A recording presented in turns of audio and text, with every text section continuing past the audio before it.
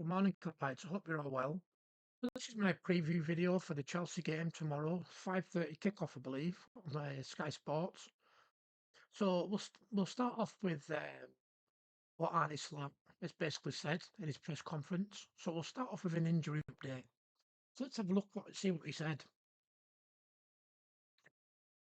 First things first, Alisson Becker is out with a hamstring, not travelling, not playing for Brazil either.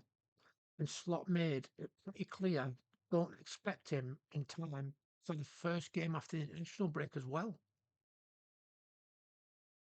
This is not good news because let's be honest, Alisson saves us points on his own, which is very true. If it wasn't for Alisson this season, would have had a few more defeats than we have already, wouldn't we? But this doesn't open. This does open the door for Mamadashvili, who Slot says could make his Premier League debut this weekend. He's impressed since Southampton and now gets his big test against Chelsea at the Bridge. So it says could make his debut. If it doesn't make his debut, who else is going to play? You're not going to put Freddie Woodman in, surely. You're not going to put Pesci in either. So it's got to be Mamadashvili. Other injuries. Now, what about the rest? Hugo Ekitike is training today. Still touch and go. Federico Chiesa, the same. Slot's basically saying it's late calls on both of them. Frimpong and Conor Bradley both still coming back from knocks, so don't expect them to be starting 3 games a week yet, which means we'll probably see Szoboszlai again doing a job out wide or even at right back if needed. That's how stretched we are.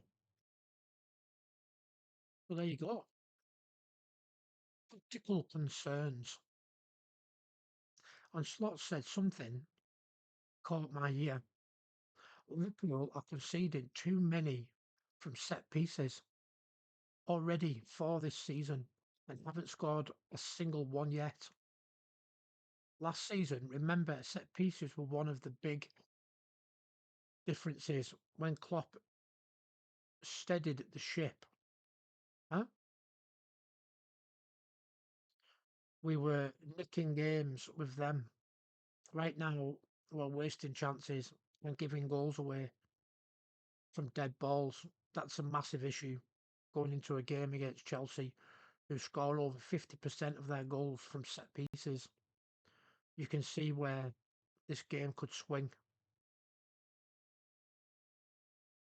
Chelsea threats. Chelsea, they're not flying, but they're physical, and they'll absolutely fancy testing Liverpool in the air. They'll press Alisson's absence too, knowing Mamadashvili is inexperienced at this level. Expect them to target him early with crosses on long balls, trying to rattle him. Key players and angles up front, Isak's still bedding in, but he had those clever runs versus Palace. It's just about finding him. Chelsea if fit. Chiesa if fit is massive for us because he can stretch Chelsea wide. If not, you're looking at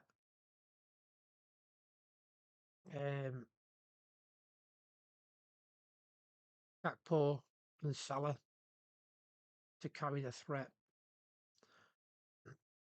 Well, let's not forget Szoboszlai has been praised heavily by Slot, filling in multiple roles, and he might be the difference in midfield again. So he talked about the Galatasaray game, and I've got referee frustrations. Slot also hinted at frustration with refs, talking about Isak staying on his feet when pulled, then seeing players in the opposite of the box go down. It's like they've been fit. Liverpool aren't getting those goals right now. It's boosting us, but that's football. We can't rely on refs. We've got to be better. So let's take a look at my team, and then I'll tell you my prediction.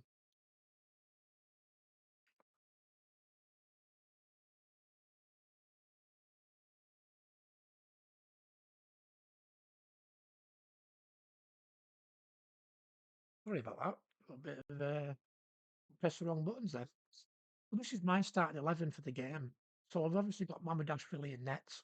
I've gone for Frimpong to start right back. I know that Slot said that he's not fully fit, but I expect him to start. In Canate and Van Dijk, obviously, because we haven't got anybody else. No, I wouldn't trust him against Chelsea. Joe Gomez. And then I've gone for Robertson at left back. Kirk has, like I've said before, hasn't impressed me this season. I think we need a little bit of stability and experienced head against Chelsea. And then the midfield, I'll put McAllister back in with Ryan Gravenberch. And then I'll put Salah back in from the Galatasaray game. And I've gone for Dominic Soboslai as the cam. I think he'll put Verts on the bench for this game. And then Paul at left back, left wing, sorry. See, ideally, what I would have done is, depending on Ekitike's fitness, I would have gone for Ekitike on the left and Isak up front. I'd like to see him try that because Gakpo again hasn't impressed me this season.